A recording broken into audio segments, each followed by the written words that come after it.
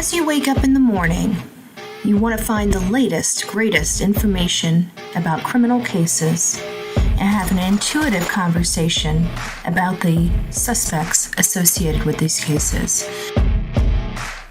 Head over to the Bullhorn Betty channel on YouTube.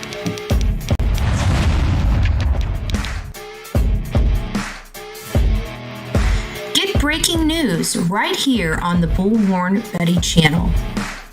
Welcome to the Bullhorn Betty Coffee Club. Enjoy your stay and enjoy your day.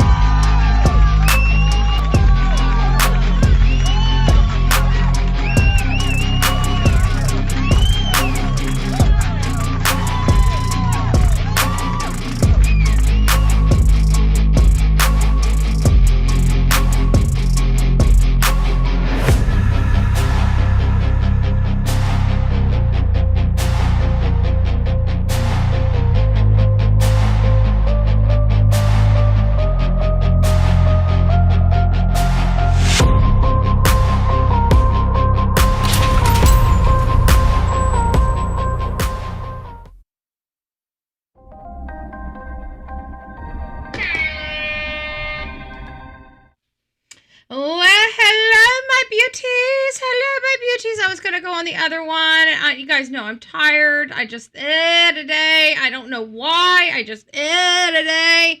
So at the end of the day, I ended up setting it up and realized we're on this one. It is what it is. It is what it is. It is what it is. So it's nice to see you guys this wonderful afternoon. If you guys are heading to lunch, coming back from lunch, sneaking the old iPods in the ears, I'm Bullhorn Betty. We're covering the case of Sebastian Rogers. He was 15 years old when he disappeared from his home February 26, 2024. That is correct. It's been over 2 years.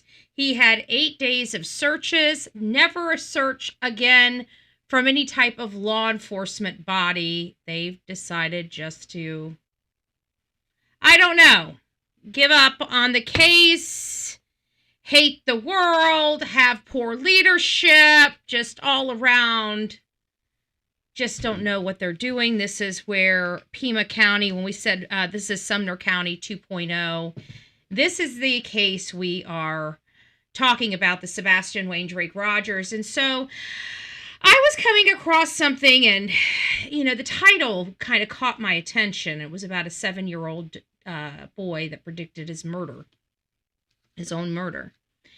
And it was really, really sad because I remember some comments that were made in the counseling reports that Sebastian had. And Sebastian, at the school and whatnot, just rumors that I heard that were disclosed in those.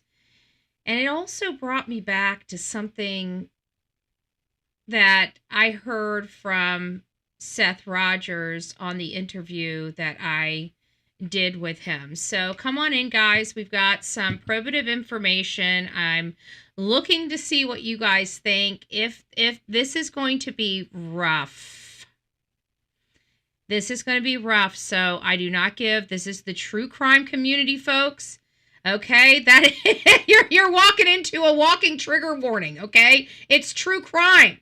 Okay, that's enough. It's going to be a trigger. Okay, so if you can't handle it, please, we understand. Take care of yourself first. This is going to be a little rough because we're talking about a boy. We're talking about some details that happened to this boy. It's sad, but this is the truth. This is the story of this child that predicted his own murder at the hands of his mother. And of course, his father Well, he was also scared of his mother, and so he covered a lot of the things that she was doing up, praying to God it wouldn't go too far until it ultimately went too far. So here is this case. We're going to get kind of right into it. I'm going to go ahead and remind you of the statements that Seth Rogers said. So this right above me is Seth Rogers. This is his national spokesperson, Tony Mathis. And you see that blonde thing over there? Well, that was when I had blonde hair. It was before I grew it out. That's me. That's me. I'm giving this interview. I know I look all spiffy and stuff. I look all spiffy. I liked it when I could look spiffy. I did. I don't look very spiffy anymore. I just 2 years ago I was a much different woman than I am today. I'm just saying.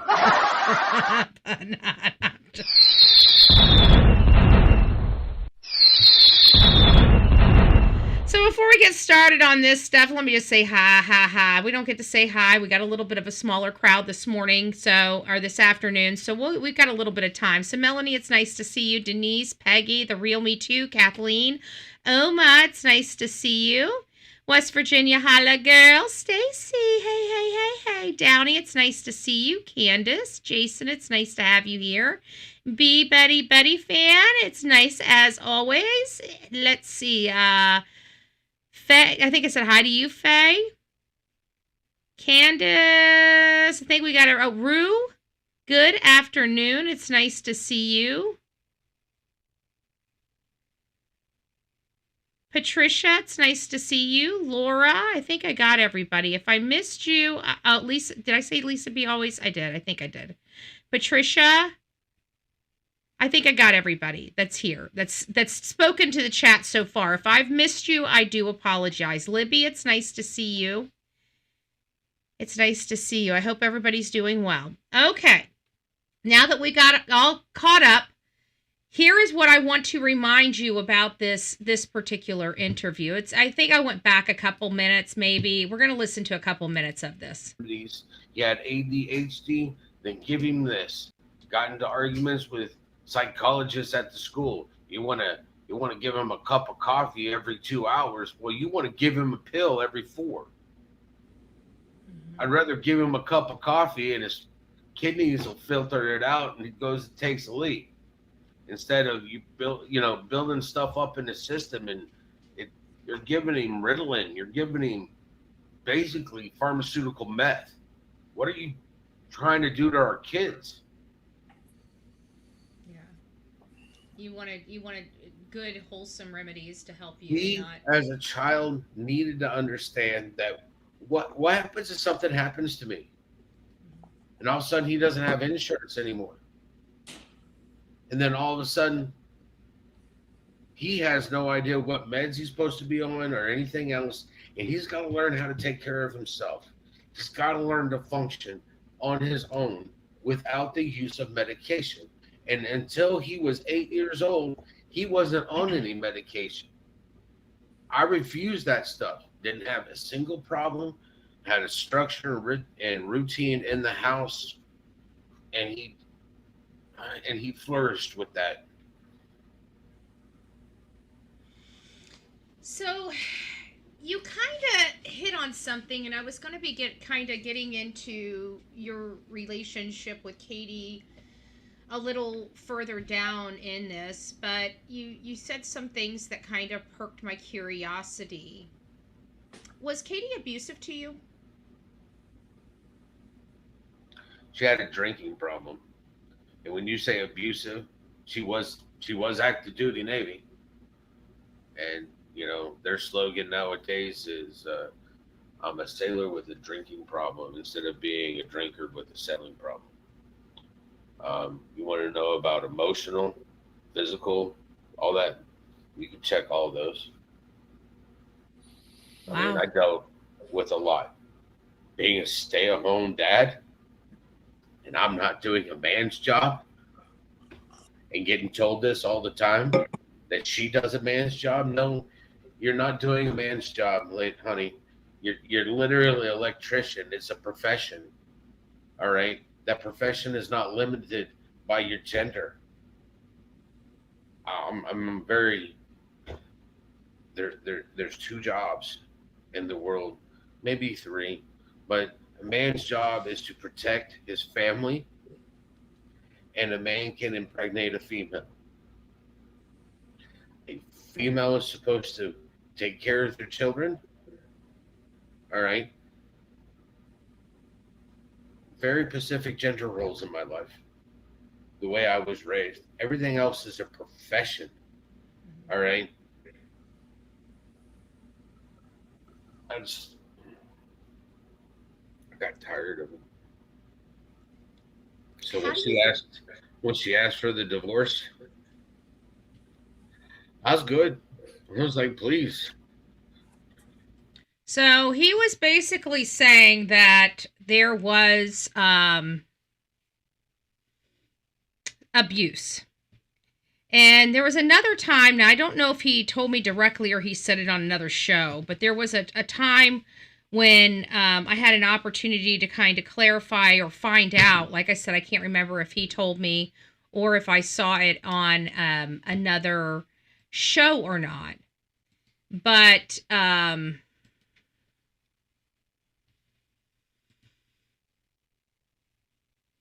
he described an incident or multiple incidents where he would go to sleep at night. And while he was asleep, Katie would just jump on him and just start wailing on him for no reason. And so I did hear those things, but again, I can't remember where I heard them from. But I know I heard them in Seth's voice, but I don't know if it was from an interview I heard him talking about it, if it was from a conversation that he had with me. Oops, is this right? Oh, crap. Hold on. We're going to get, is that on everything? Or is it just this one? Okay, it's just this one. Give me a second, guys. Let me get this. This is off the reservation just a little bit.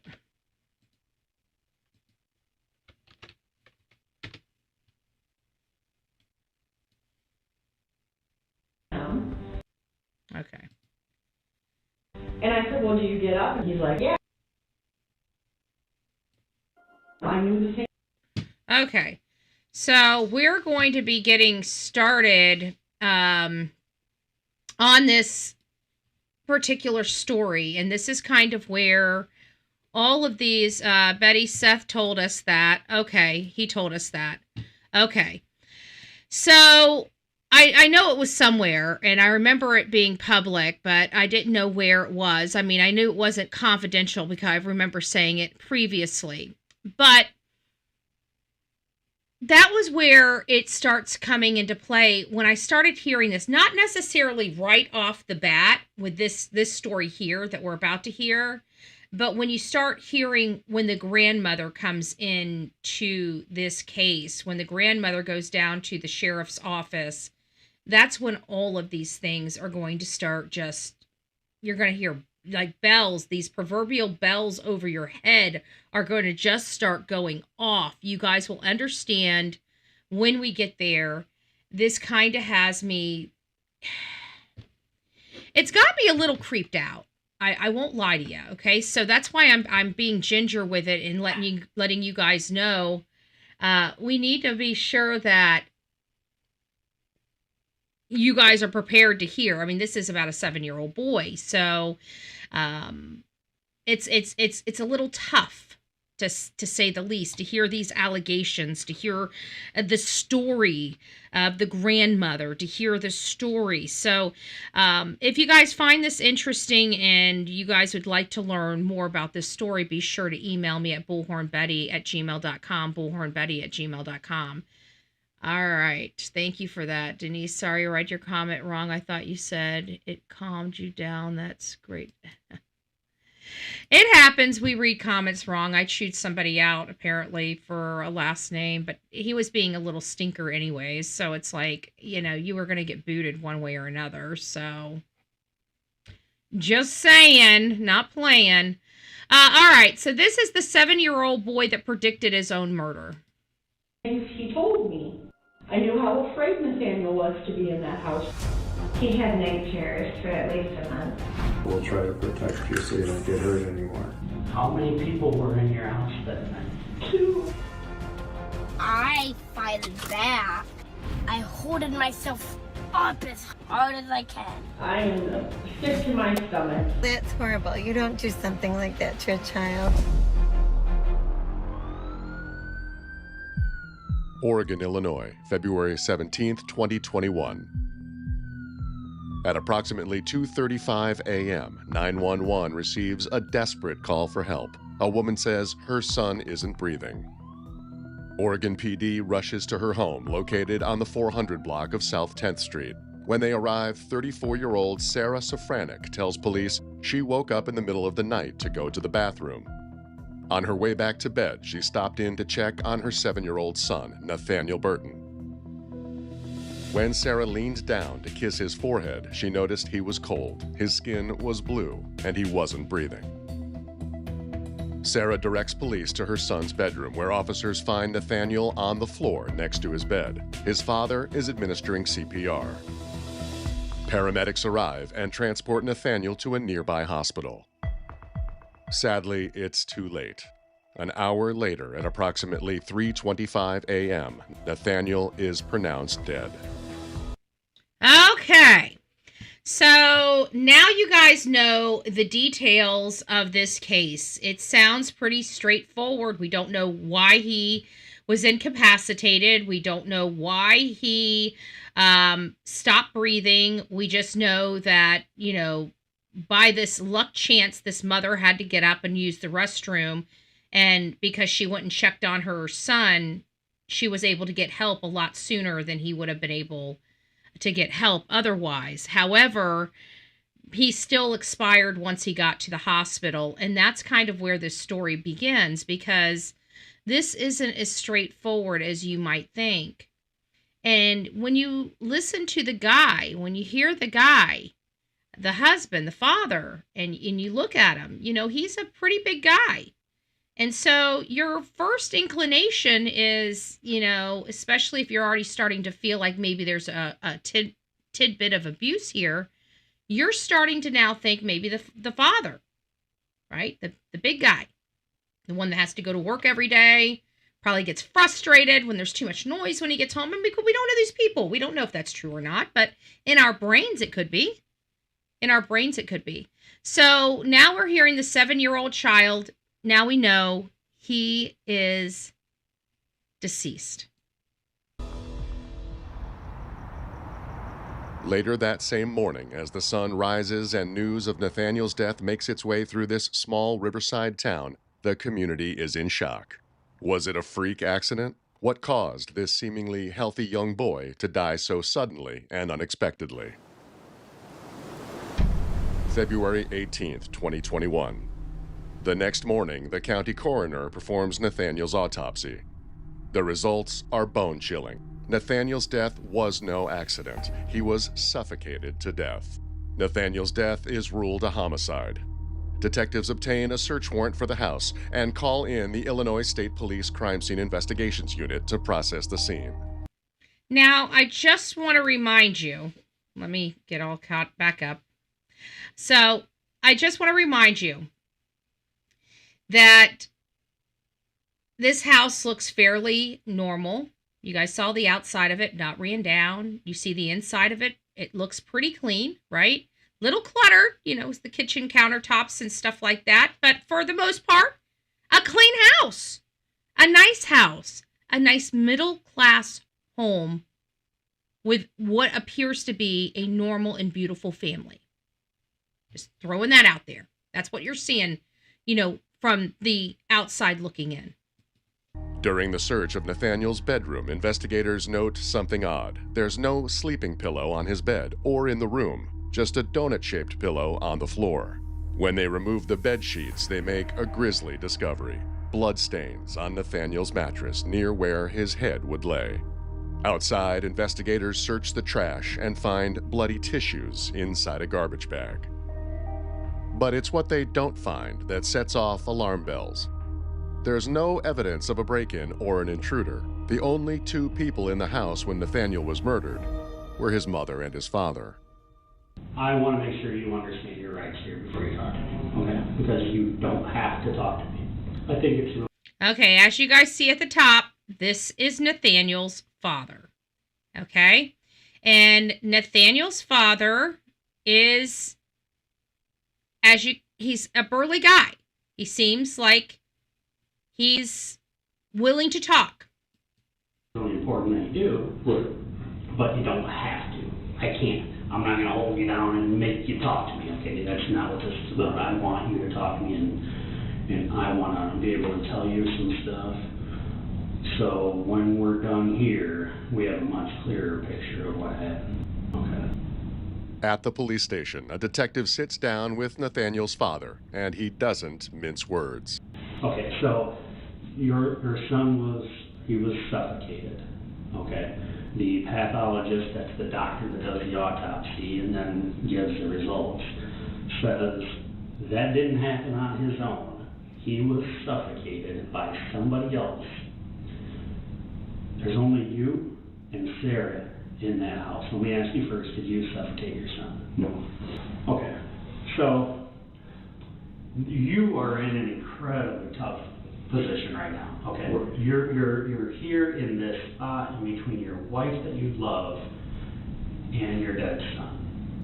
But in your mind, you know if I didn't suffocate him, she did. Okay, I get cause of death is suffocation, but is there a possibility he possibly did that himself? No. The detective asks... Now, I want you guys to hear that question again. Is it possible he did it to himself?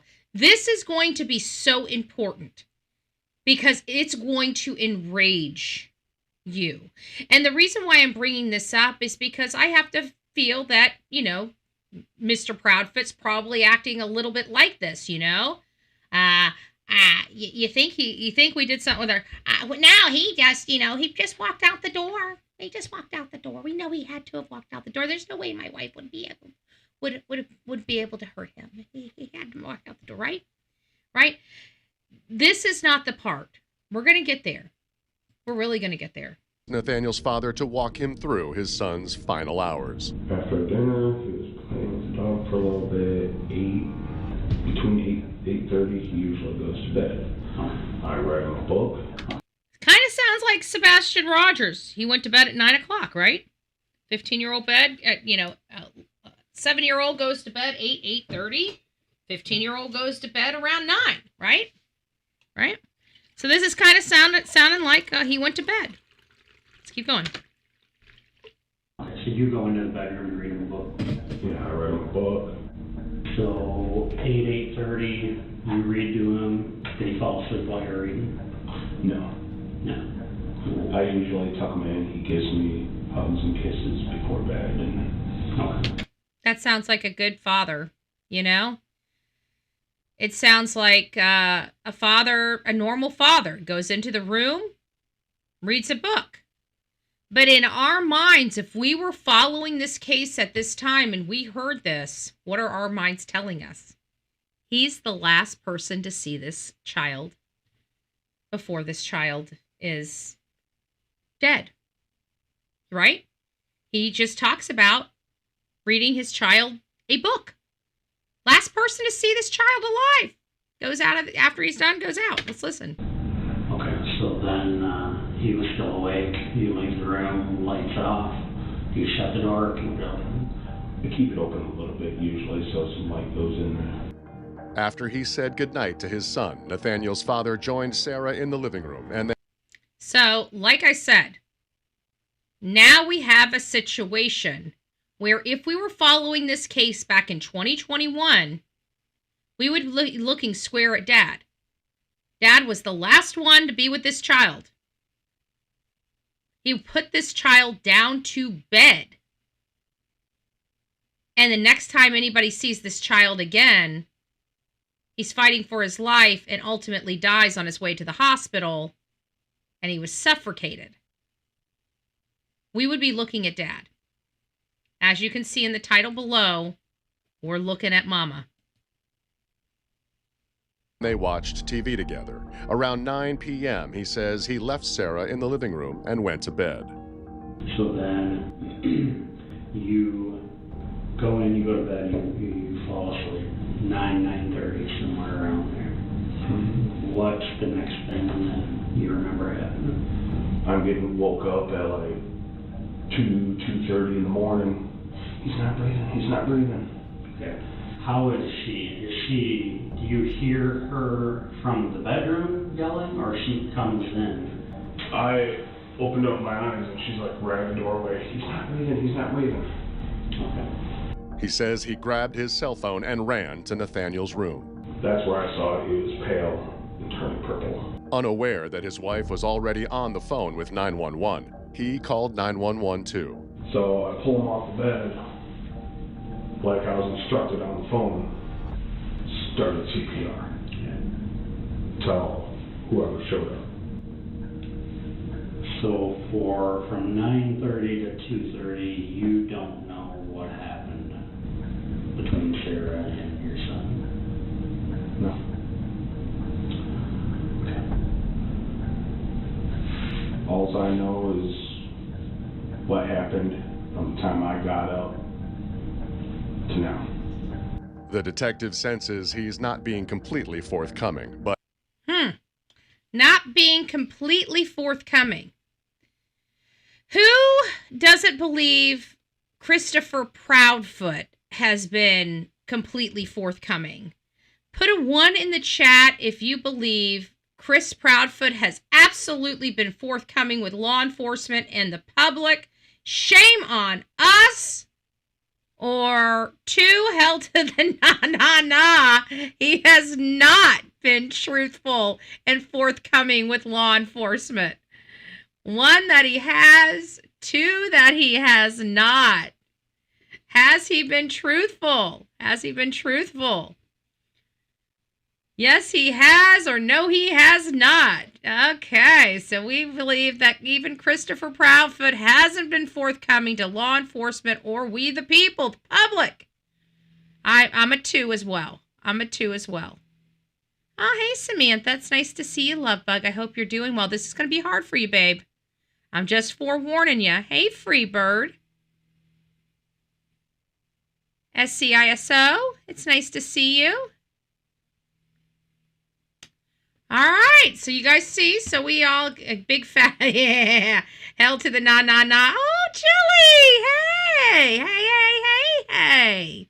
It's nice to see you, love bug. I hope you're well. Okay, so this guy is not really playing fair either. People don't think he's, we don't think he's being forthcoming either. Law enforcement's saying he's not forthcoming. He doesn't seem forthcoming. You know, I mean, it does show something that he was calling 911 when his wife was on, because that tells us he probably really didn't know what was going on and was just, woke up and like, just an emergency frantic situation. I'd have done the same thing, grabbed my phone and just immediately started running down the hallway while I'm dialing 911. I think would just be instinctually doing that. So. But for now, Nathaniel's father is free to leave. He turns his attention to his other prime suspect, Sarah. Okay, Sarah, I know what happened that night, okay? I feel bad for you that it happened, but I know what happened. And now's our time. We got to talk about this and figure out why this happened. This is trying to depend on my husband or my health. Let's say that again. I said, is this trying to depend on my husband or my health? Well, okay, well, that's kind of the situation we're in. Your son died due to suffocation. Okay, he died due to suffocation. How many people were in your house that night? 2. Okay. Sarah, we have to be honest about what happened here and explain it to me. I'm here to listen to why this happened. Explain it to me, Sarah. I know you want to. This is a big I wanted weight. him killed my son. Then how did this happen? I don't know. I know. That night before bed, I tickled him. He was fine. My husband read him a I know. book. I know. She even talks about her husband reading a book. So we know the husband was the last one to see him alive. In all fairness, if we were covering this case in 2021, we would be looking at the husband with a lot of scrutiny. I mean, we would have eventually came to mom. Especially as soon as we heard grandma's statement. As soon as we heard grandma's statement, oh yeah, we would have definitely known it was mom. Grandma's statement's coming up. So just sit tight. When grandmother's statement, I had to let you guys watch all this to understand this case first and foremost. But as soon as grandma starts talking, you guys are going to understand exactly why this case scares the crap out of me. And why I feel like this may be something that might be something. We'll get there. Everything was fine. I know he was fine up until he wasn't. Up until somebody went in there and suffocated him. I did not hurt him. Sarah, don't do this to yourself. I'm going to need to get an attorney because I did not hurt him. You want an attorney? Yes, I do. No. Remember, her husband didn't, but she does. At this point, police have to let Sarah go. Then Nathaniel's paternal grandmother comes forward, and what she reveals blows the lid off the investigation. Okay, so obviously you know what we're here talking about today. So the autopsy was done yesterday, and the preliminary cause of death is suffocation. So this is the grandma. This is where you guys are going to get it. Tell me why you're not surprised to hear that. Nathan has told me several times. The grandson. Mom comes in, puts a pillow over his face, and where he can't breathe. Now, the reason why I'm saying this, now granted, I don't believe Katie took a pillow and put over Sebastian's head, but remember the thumbprint on his Adam's apple. Remember the thumbprint on his Adam's apple. Remember them having to speak about his regression. I want you guys to remember that because that, I feel, is going to play through. Okay? I really do believe it's going to play through. When he's in bed? Yes. She has been known. He's also said she jumps on him, and she's a big woman. When he can't breathe. She jumps on him. This is where we come back to the statement Seth Rogers made. Because Seth Rogers said while he was sleeping, just out of the blue, she would just jump on top of him and just start wailing on him. Well, if she does that to Seth and her husband's not home, who would she be doing that to when her husband's not home? If not Sebastian. And you have to remember, he had bruise on his neck in a time that Chris wasn't home for weeks. And I even told you guys the last time we came together to cover this case that I thought, Katie had attempted to strangle him before. So when I'm hearing this from the paternal grandmother about just jumping on this child, I think about the time Seth said she just jumped on him and just started beating the shit out of him. So this boy predicted that his mom was going to kill him. He told his grandmother he thought his mom was going to kill him. I don't think she was the only person that he told to that he thought his mom was going to kill him. And it brings me back to the time that I remember hearing in one of the reports for Sebastian that he said something to the effect of he thinks his mom doesn't love him anymore or something to that effect. And that really just broke my heart in two Just absolutely into. So.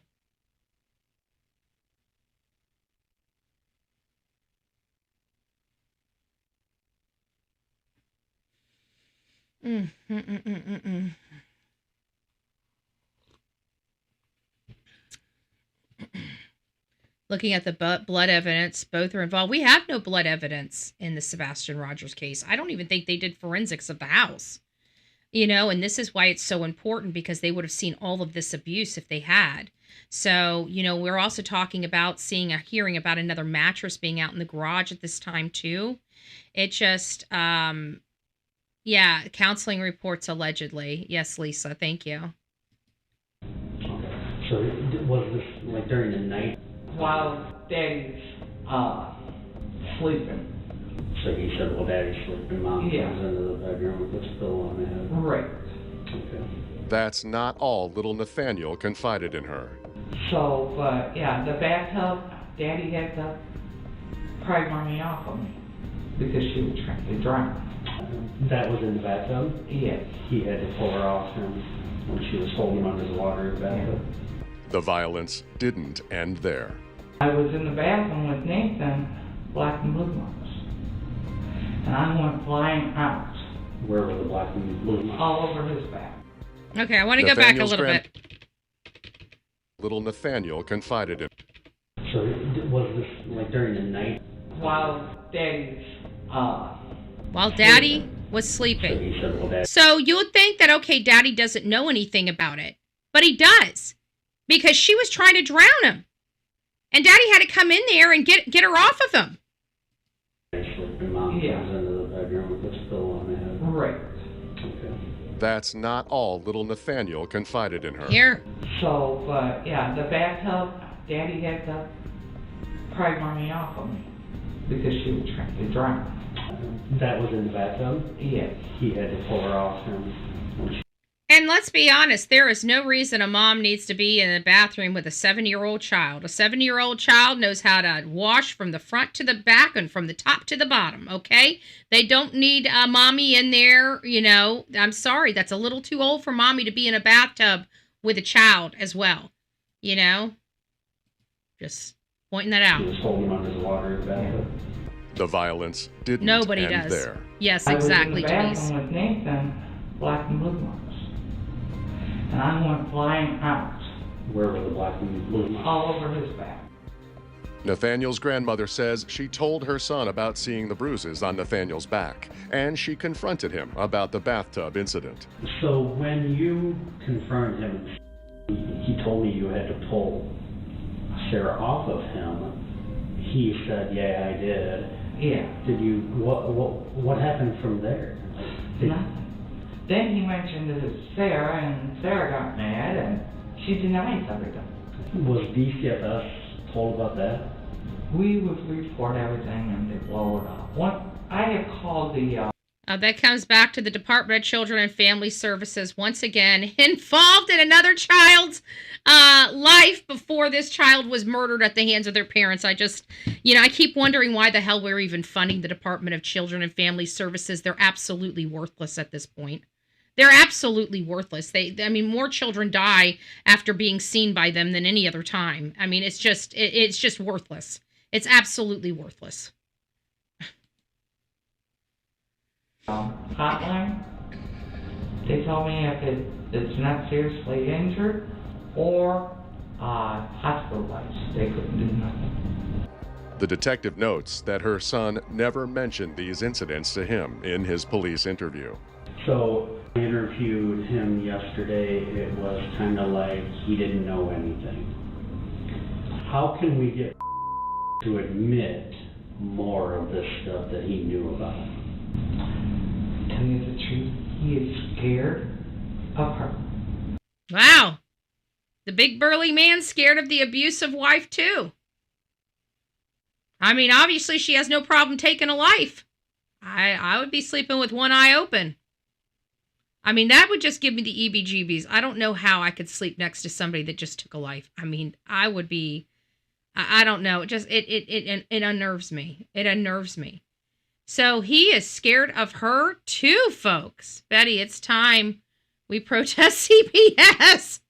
I know, but they get special privileges. We can't be at the front door because children have to go in and out of there. Abused children, the ones that are half dead, that actually, didn't get fully killed. They're the ones that crawl in their front door because clearly the only way that they'll do anything is after the fact, right? And then after the fact, like, we don't know how that'll happen. We were just out here, it's just the strangest thing, huh? Can't figure out how this keeps happening to all these children. I'm so sick of this crap. I'm literally sick of it. It's sickening to me. Once again, another one. Now, what do I tell you? Every time we have a child case, what do I say? Here's a few things you're going to learn about this case before we even get started. 1, the Department of Children and Family Services were already involved. 2, most likely the parent or the guardian is the one that killed the child. We just go through the laundry list of the check boxes that we're going to see in this case before we even get started. I go ahead and pre-warn you on what to be expecting throughout the case because this is how common this bullcrap is. And the number one common thing that I just get so infuriated with is the fact that the Department of Children and Family Services were already involved and didn't do squat. It's just, And in this case, we have grandma calling all this stuff into the Department of Children and Family Services that are just keep blowing it off. And we've got daddy over here keeping his mouth shut about everything, not trying to dumb it down, trying to make it seem less than it really is when this child's life was in jeopardy. And that father had a right to stand up and help his son. He was the freaking man. I mean, I'm sorry. If a woman's trying to kill my child, I'm punching her in the face. I don't know about you because I don't find that to be abusive. I find that to be defensive, right?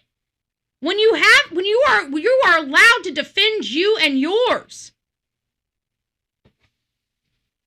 I don't understand this. She was unfit to be around that child. He just about had to save his child once before, and then he lets his wife alone with that child again. He is as culpable as she is. Punch in the face, absolutely. I'm sorry. I believe in defending yourself or your children, okay? Don't say, oh my God, Betty, you're talking about hitting a woman. You're damn right I'm talking about hitting a woman. Let me see something like that go on. You don't want to see what I would do to that woman. Okay? When it comes to children and protecting a child, I think we would all be willing to protect a child with by whatever means necessary. And I mean that. You guys know I'm all for the DP. Don't come monkey effing. This is a 7-year-old child. You hurt a 12-year-old child or a younger here in the state of Florida, you're going to be taken out anyways. You ain't getting to the pearly gates, but we're sending you straight to hell. All right, folks, that's the courtesy of the Floridians here. We don't want to pay for your asses for the rest of your life. Okay? We're going to send you packing. We're going to send you packing where you should have been since before you were born, honey. I'm just saying, that's the Florida way. That's the Florida way. People hate me talking like that too, but it is what it is. Do you have any doubt in your mind what happened? I'm positive she did it. Wow. All these people. You were concerned it was going to happen before it happened? Right. And he kind of told you, Nathan himself told you it was going to happen, almost the exact same thing that happened. He's even told me several times, Mama doesn't want me. When Oh my police gosh. meet with Sarah's own mother, she gives a statement that is just as direct and damning. I love Sarah, but I'm furious, man. That's my grandson. That's her mom. That's her actual mom. She killed her son. And you know what? I knew she did it before the coroner called and told me he was suffocated. I knew Wow. it. He said sometimes Mommy comes in the room and So, you know what? There's an eerie thing that I said a long time ago, and it just, I don't know, it's kind of creeping me out, but it's kind of coming back full circle here. Remember when I said something happened at the end of October 2022 where they just wanted Sebastian out of the house? Remember that? I said this like maybe once, maybe twice over the 2 years. So, and it was way, way, way earlier on in the case and before I started having some major battles with Sumner County as well as the Proudfoots and the Bower Sox. But I had said something like to the effect of, they were so adamant about getting Sebastian out of the house. Did we ever think about it, it being interpreted incorrectly? Even though we're looking at Chris as the monster, but what if Chris was trying to get Sebastian out of the house before Katie did something to him? Maybe that was the true push. None of us could really figure out why Sebastian, all of a sudden, they buy this house. This is the biggest house they've ever owned. The house that they bought before was a lot smaller, not as nice, or not in a as nice of a community. It was in a decent community, don't get me wrong, but it wasn't as nice. And literally like 30 days after they moved into this house on Stafford Court, they started trying to get Sebastian out of their house. They wanted Sebastian out of the house. They wanted him. They didn't want him around Faith. They wanted him gone. And so they started approaching Seth in October of 2022. Unfortunately, it took 14 months to get this schooling and everything else, going.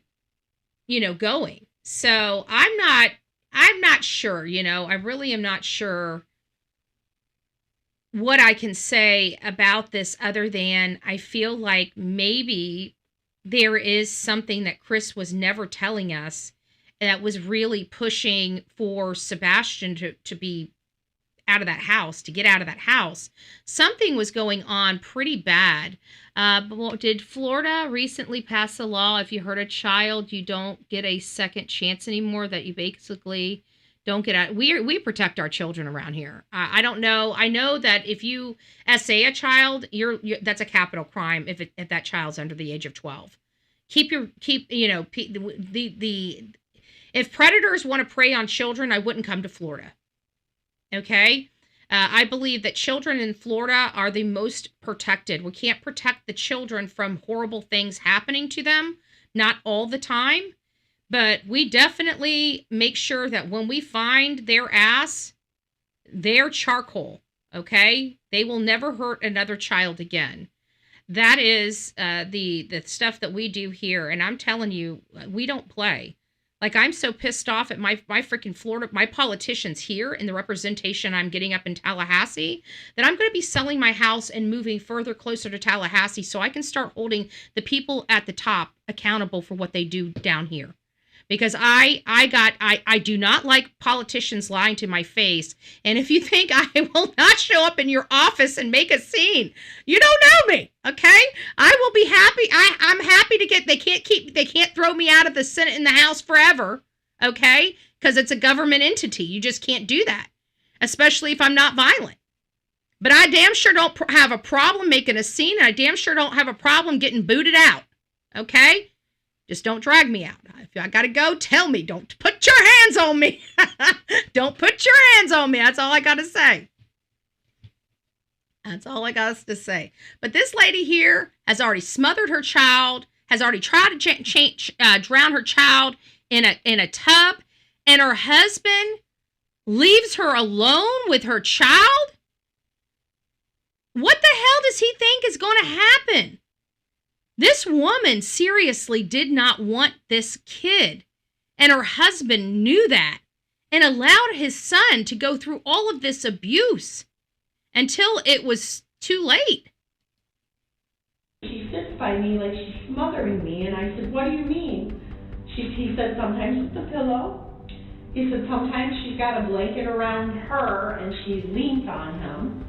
And I said, well, do you get up? And he's like, yeah, I get up and I yell. And so he was terrified to be there with her. He made comments. A 7-year-old child. I hate this sinking thing. I'm going to have to figure out what's wrong with it. It just got an update, so I guess I didn't... Some setting behind this the scene I didn't realize triggered something, because we shouldn't have any problems. We have no lagging issues at this point. We are running no drop frames, 0% drop frames. There should be no reason why my mouth is not syncing, so there's something else going on here. I might have to change the port Might be the port of the computer as well. So we might have to change the port. So we'll see. So he thought she was going to smother Yeah, he told me straight up. He's like, she's going to smother me or drown me one day. Wow, he knew it. I knew how she treated him. I knew the things he told me. I knew how afraid Nathaniel was to be in that house with her. I knew when I called DCFS last year trying to get him out of that house, and they didn't do anything. Okay, so safe to say at this point you have no doubt. So it brings me to two basic factors. Like, I feel like there was more going on. I mean, with 5 visits from the Department of Children and Family Services for 14 months, don't tell me this doesn't sound like something was really going on in that house. What was Katie doing, and what was Chris doing to Sebastian inside that house?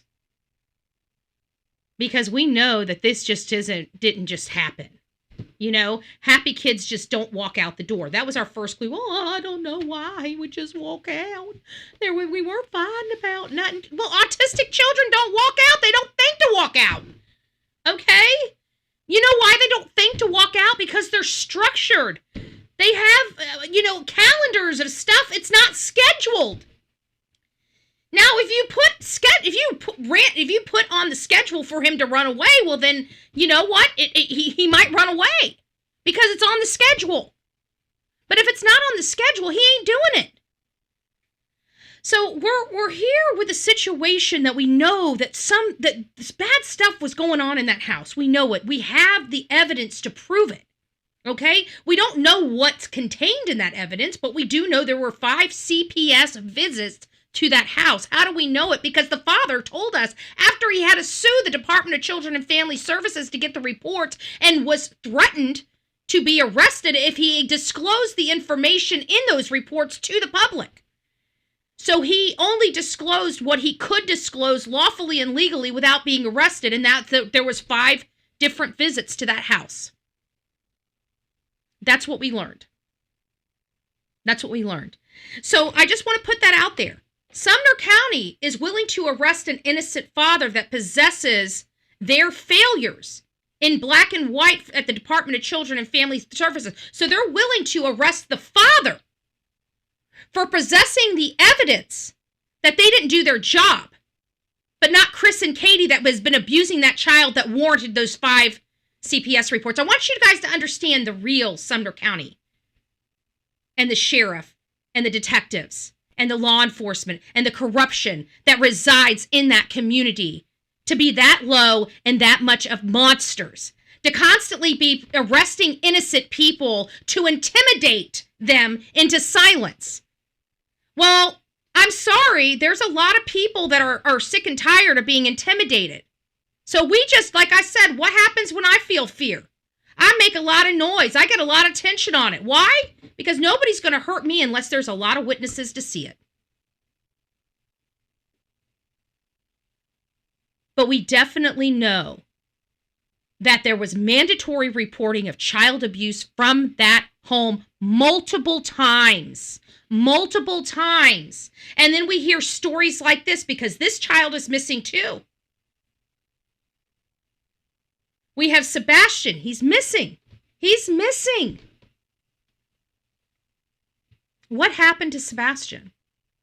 And could this 7-year-old that predicted his own murder give us a little insight on what happened to Sebastian? I don't know. If I had to guess, now granted, I don't believe it was suffocation with a pillow, but who knows? But I do believe his airway was obstructed. I absolutely do believe his airway was obstructed. Katie would have known not to use a gun or a knife. And I just want to remind you how many times this lady attempted before she got it. That's what bothers me. That. I am sick to my stomach. I literally threw up yesterday. I am sick knowing that my child finally did what we thought she'd do. I don't think she hated him, but he was a burden to her. Yeah. So if she did kill him, you think that's why, just because she saw him as a burden? I don't know As the focus of their investigation quickly narrows in on Sarah, detectives learn she has a history of mental health issues and prescription drug and alcohol abuse. They also look into the claims made by Nathaniel's grandmothers that they and others had flagged his abuse to Illinois' Department of Children and Family Services. What they find is troubling. Based on records between 2018 and 2021, DCFS visited Sarah's house to investigate multiple claims of child abuse and neglect. I'm telling you, when you start breaking this case down, you start seeing a lot of similarities. And this is when it starts catching up. This is right here when it starts catching up. Because now, just like we learned with Sebastian Rogers, after he disappeared, there were all of these allegations of abuse that we did not know about. And it sounds like this is what they're finding out as well. And the department didn't do what they had to do. They never notified Seth, which is a little bit different than the situation we're here, because the mother and the father were still residing in the same house and were still together. But charges were never filed, and Nathaniel remained in her care. February 23, 2021. As days go by and the investigation remains open, the community gathers for a candlelight vigil to honor the little boy his teachers described as very smart and a sweetheart.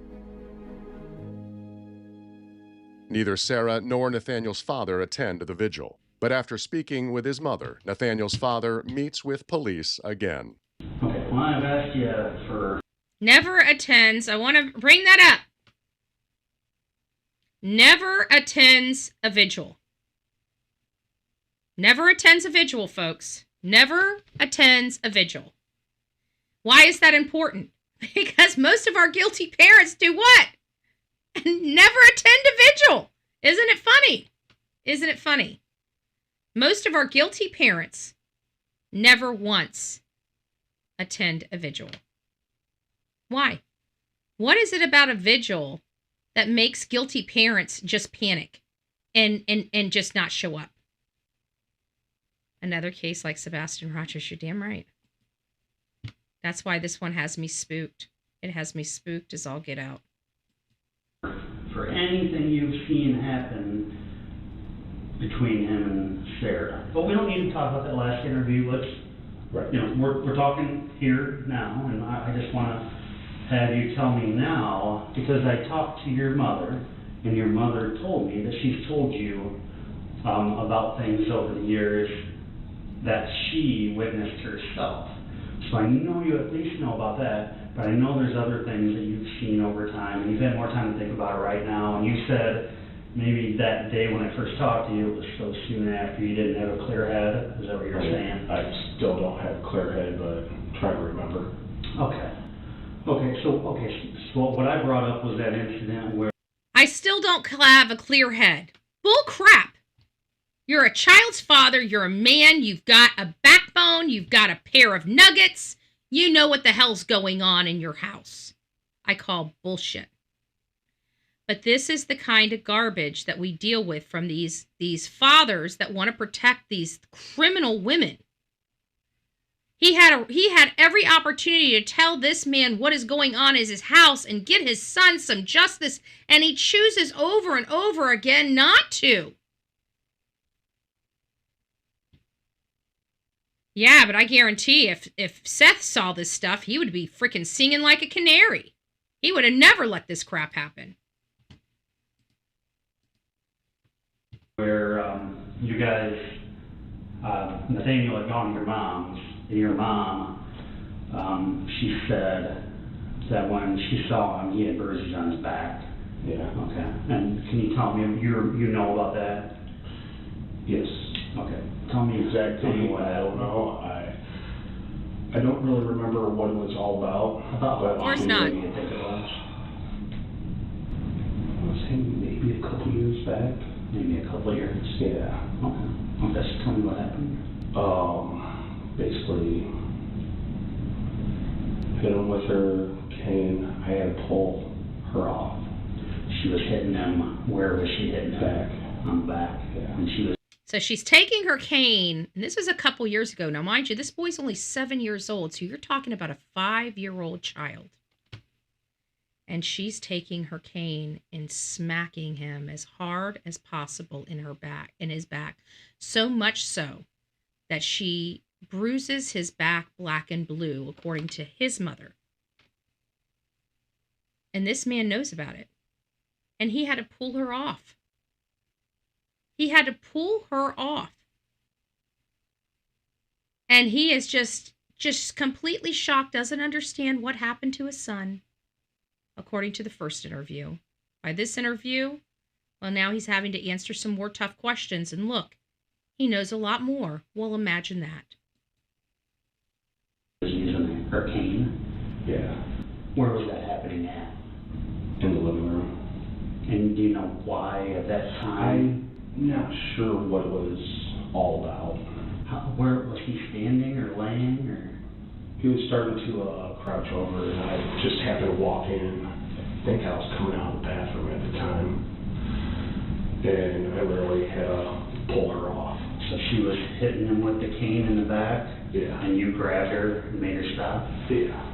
So, what was Nathaniel saying or doing while she was hitting him in the back? Please stop, please stop. So, okay. That's...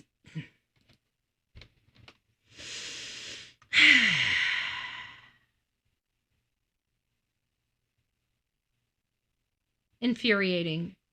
And it makes you wonder how many times either Katie or Chris witnessed Sebastian being abused by one or the other, and they just sat back and watched. Kids just don't disappear for forever in happy homes unless they're abducted. And this child's not abducted. I told you it'd make you sick, Patty. I told you guys it was going to be a rough one. So the incidents we've talked about here, you're aware of her hitting him in the back with the cane. You described that situation. Your mom told you that Nathaniel said she held him under the water of the tub. Okay. What about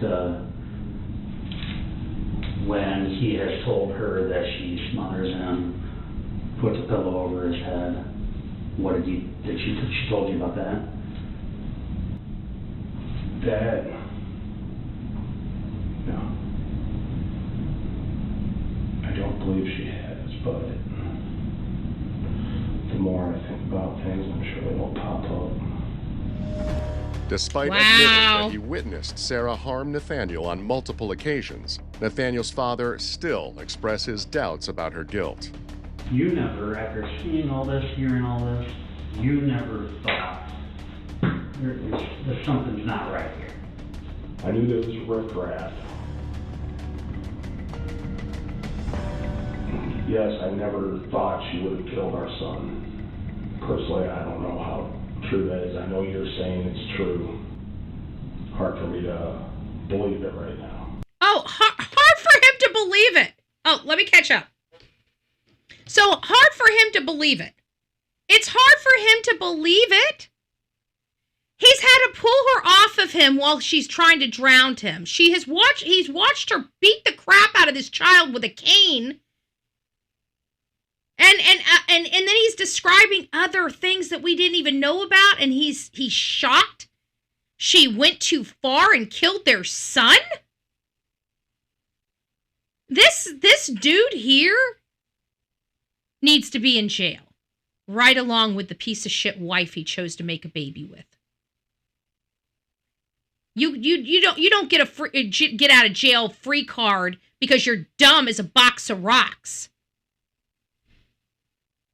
Dense in the cranium. That's what's coming to my mind right now. Dense. Why? Tell me a reason why you can't believe it. Because all this time I thought she was just playing with him. As Nathaniel's father remains in denial about his wife's potential guilt, police get a tip. An employee at a nearby car wash that Sarah frequents has discovered a pillow inside a dumpster. Police retrieve the pillow and send it off for forensic testing. They also obtain surveillance video from the car wash, hoping it might show who dumped the pillow and when. What starts out as a promising lead ends in disappointment. The video gives them nothing. Whoever dumped the pillow wasn't caught on tape, and there's no forensic evidence on the pillow that conclusively ties it to Nathaniel's death. Despite these dead ends, detectives are convinced Sarah is their killer. As they continue interviewing witnesses and building their case against her, a conversation with Nathaniel's godmother yields new disturbing details and new evidence. Sorry, I feel like I'm gonna turn up. Like I said, I know this is not an easy thing to talk about. So if you need to... I know, Denise. All you gotta do is I know. just let me know, okay? The door's not locked. We'll just go right up there. Okay? Yeah. Nathaniel's godmother says she first came to know Sarah and her family through church. In 2014, less than a year after Sarah gave birth to Nathaniel, his daycare reported her to DCFS. So the godmother and her husband, Nathaniel's godfather, stepped in and offered to foster him. How old was he at the He was time? 5 months old. Wow.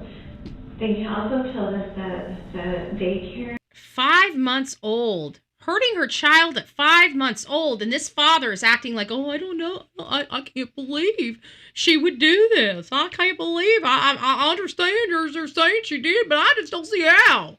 I can't. So this child at 5 months old was fostered. You know? Now, granted, that's a little different than the Sebastian Rogers case, because I don't think he's ever been, but I believe he might have been ordered for removal from Katie and Chris's house before he was ultimately disappeared. He was 5 months old. They also told us that the daycare had even told them that he had no signs of bonding with anyone. He was showing signs of neglect. There was a disconnect.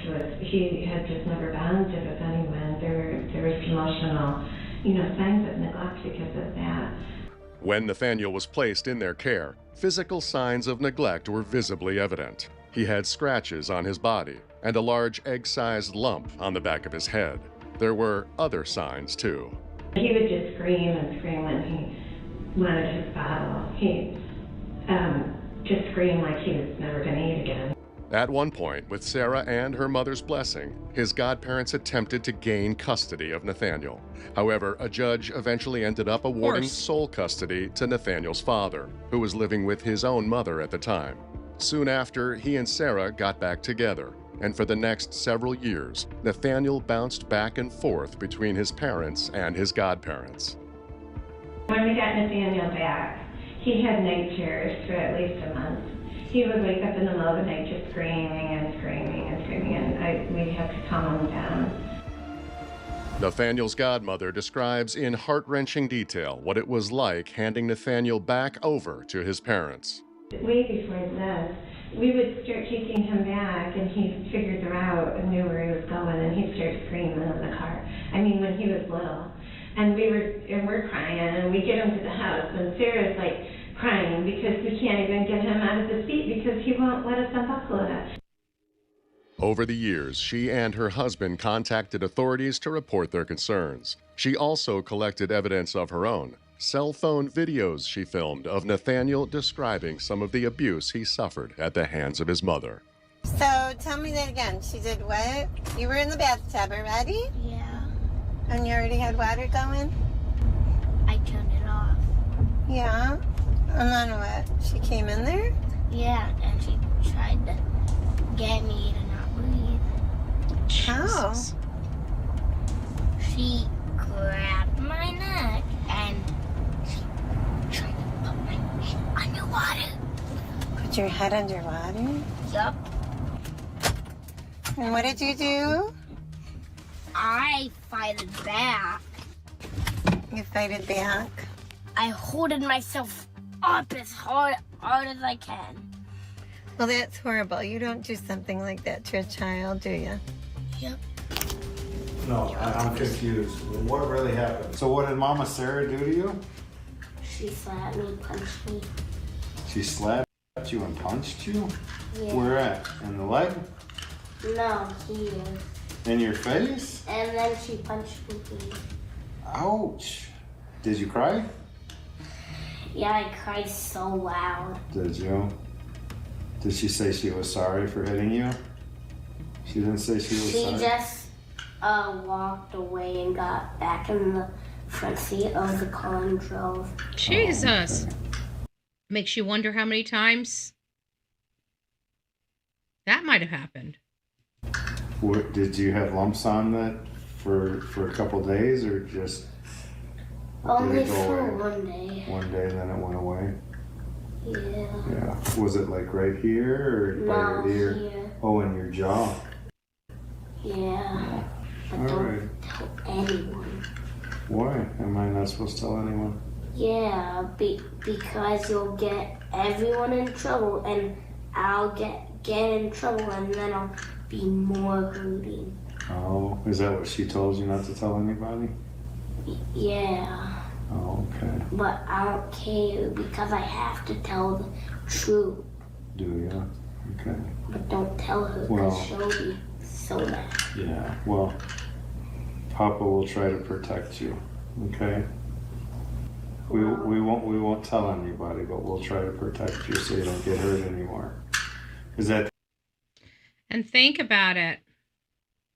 Sebastian didn't have anybody because, in all fairness, Seth had no idea that his son was being injured inside that home. The Department of Children and Family Services never told Seth that they had home visits, even though he was a guardian, you know? And this child here, he knew something wasn't right. He knew his mom was dangerous. He was trying to tell people. Nobody was listening. Even the adults that were trying to help, the Department of Children and Family Services refused to remove him. They waited until he was dead. And this is such a common theme for us. You know, this is just it's infuriating. It's infuriating, and this is exactly why I say, you know, crime is political, because how do you fix that? You've got to be a boil in the ass of the end of a politician's butt. Okay? Because this right here is happening all over this country. This is a federal issue. This is not just a singular state issue. This is a federal issue. Our Department of Children and Family Services are failing. They're failing. There was so much evidence for this boy to be removed and put into safety. He should have never had to lose his life or spend another day with abuse, and neither should have Sebastian. What happened inside the Proudfoot home? A lot more than they're telling the people or they're telling law enforcement. I can guarantee that. 5 visits in 14 months. 5. They never had that in any history with Sebastian. But they did with this. And that was right before he left. And left forever. The only thing she's done to you since you were here last? I forgot. Okay. Okay, that's fine. Well, we'll just have to pray, and hopefully Jesus will get you here sooner than later, right? Because he's working it out, right? Is he working it out? Never. He's never going to work it out? Well, you know Mom and Papa love you though, right? And we don't hit on you. Do you like it here? You like being here? Wow. Do you like being here or no? Obviously. Obviously. The videos are undeniably incriminating, but there's more jaw-dropping evidence to come. During their search of the crime scene, police seized Sarah's cell phone. In March of 2021, police manually search her phone. And what they find in her Google search history becomes the nail in her coffin. On April 21st, 2021, the state of Illinois charges 34-year-old Sarah Safranek with 5 counts of first-degree murder and 1 count of aggravated battery to a child in connection with her son's death. Her bail is set at $2 million. Despite questions surrounding whether he knew his wife was violent and abusive towards their son, prosecutors opt not to pursue any charges against Nathaniel's father. I find that reprehensible, but you know what? I'd rather have a witness. His father sat by and did nothing. That should never be rewarded. That should never be rewarded. Able to make bail, Sarah remains in jail awaiting trial. Despite the mountain of evidence stacked against her, she maintains her innocence. In May of 2021, she writes a letter to one of the detectives stating, "You have the wrong person in custody." She points the finger at Nathaniel's father and says, "My children are my world. I did not kill my son." Yeah, okay, lady. Monster 4 right years there. after Nathaniel's death, she changes her tune. On November 15th, 2025, Sarah Safranek pleads guilty to murdering her son. A judge sentences her to 35 years in prison, followed by 3 years of mandatory supervised release. Finally, there is justice for Nathaniel Burton. I don't find that to be justice at all, but hey. But hey. So, y'all had the opportunity. My lips stinking yet. I gotta keep questioning. I gotta figure out what setting it is.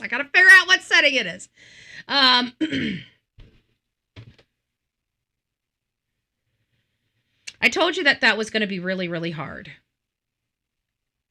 But when I heard the way Seth described Katie, and I heard some of the allegations that this boy described his mother doing, it made me realize that so much more had to be going on behind the doors at 1008 Stafford Court in Hendersonville, Tennessee. A lot more than we knew. A lot more than we can conceive. And I think that this opens that box up a little bit more for us to understand what could have happened to Sebastian Wayne Drake Rogers. And when we look at the totality of information we have before us, this sounds more in line with what may have happened to Sebastian than not. How do I know that? Well, the evidence is, while we don't know what's in those reports, none of us do except his father, what he has described, 5 CPS reports in a matter of 14 months. 5. I want you guys to think of yourselves in this situation. Many of you guys have children. Many of you guys may be grandparents. Many of you guys may still be parents. Many of you guys are still raising your children.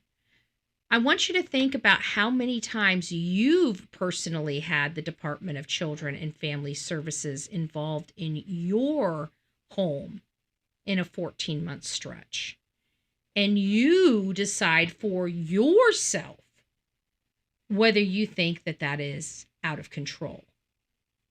That's the only way I can explain it to you. Me? I don't know. I mean, I've heard of people having the Department of Children and Family Services in their home maybe once or twice. You know, there are situations that people are like, oh my God. No, there are. Like, think about it like this. If your child drowns in the pool, right? Your child, goes swimming and there's an event and you call 911 and like, oh my God, my child went under the water. And, everything's fine. The child comes home. Well, that's the Department of Children and Family Services. They were going to come over and make sure that you're not neglectful or that you don't need to be charged with a crime, that this was truly, purely an accident, right? And so now you have the Department of Children and Family Services at your home. And some things like that may also be that you have a disabled child. And sometimes there might be something that erratic happens. Like, for example, I had my ex-husband's stepson was schizophrenic. And, we tried to help out as much as we could. And, when we were not here during the day, the neighbor would call and say that he is like running up and down the street screaming to the top of his lungs, So, obviously he was an adult at the time. There was no children and family services coming to our house. But I can imagine that something like that happening would trigger, if the child was under the age of 18, would trigger the Department of Children and Family Services to come to that house. So I do understand there, I'm not so anti, like, oh my God, you had the Department of Children and Family Services at your house. No, I would inquire a little bit more, because there are certain situations where the Department of Children and Family Services are going to be involved in your life, whether you've done anything wrong or not. So you always want to listen, and find out why they were there. Was it because of a drowning thing? Was it because of a misunderstanding? There may be some real mandatory reporter, right? So are those teachers. So there might be a legitimate purpose. But no matter what legitimate purpose that one time may be for them to be there, they're not going to be showing up at your house 5 times in 14 months for legitimate purposes. Okay, that is bona fide. Something's going on inside that home. They should have been investigating it a little bit more, and they may have. And we don't know what they told Katie, because again, Seth has no earthly idea, because they never told him. He had no idea that there was any problems, that the Department of Children and Family Services were even involved in his son's life until he was missing. That's when he found out. But I find it awfully suspect also that out of the blue, with no provocation whatsoever, it was so important for Chris and Katie to tell us about regression. And many of us found it odd. We found it distasteful. We found it degrading at the time it happened, and we never understood why. But the more we start looking at, Sebastian's not here. We've never had a bona fide sighting of him, ever. Law enforcement has basically told us that he never left that house. He went into that house, and that was it. So the probability of him being murdered by his mother are very high. Okay, statistically, they're high. In a situation like this, they're high. So I guess my point is why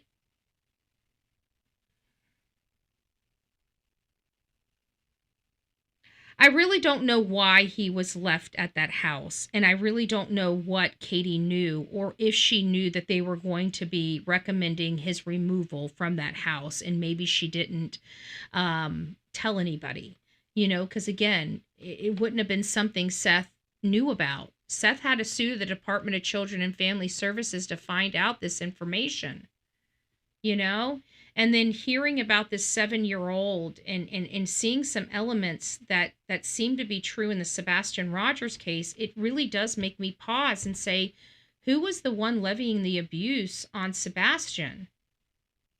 Was it Chris and Katie? What was Katie doing to him when Chris was out of town? What was she doing to Sebastian when nobody knew it? On the main one, the optimism shirt, that cream color optimism shirt where he's in Costco's, he's got a perfect thumbprint, a bruise. It was there for days on his Adam's apple. We've already talked about it. Go search.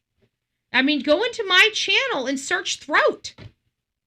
You will get the story. It will go over the lighting and everything about this thumbprint on his Adam's apple. You don't get a thumbprint like that on an Adam's apple without applying an extreme amount of pressure.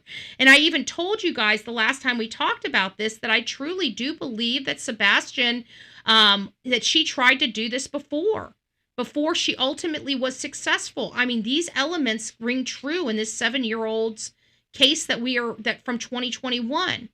While we couldn't save the 7-year-old, and that's the details of his case, may he rest in peace, we still never found Sebastian. We still need to find Sebastian. What will we learn when we find Sebastian?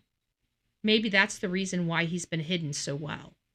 Anyways, guys, rock it out with your coffee beans out. Thanks for coming around. Thanks for tuning in. Let me know what you think in the comments below, or send me an email to bullhornbetty@gmail.com. bullhornbetty@gmail.com. I would greatly appreciate it, folks. I'd greatly appreciate it. All right, guys, we'll see you later. If you have any questions about the Sebastian Rogers case, has an interesting perspective about the Sebastian Rogers case, have another case that might bode with the Sebastian Rogers case, please send that to me at bullhornbetty@gmail.com. We do have pushy broads that are trying to raise funds to get me out to Arizona. We were able to raise $250 yesterday. I wanted to remind people because I don't want their money to be wasted. We still need to bring, raise another $2,200 of funds to get us out to Arizona so we can start our boots on the ground investigation and searching. Usually I take a day or two to really do some real good research, boots on the ground in the community.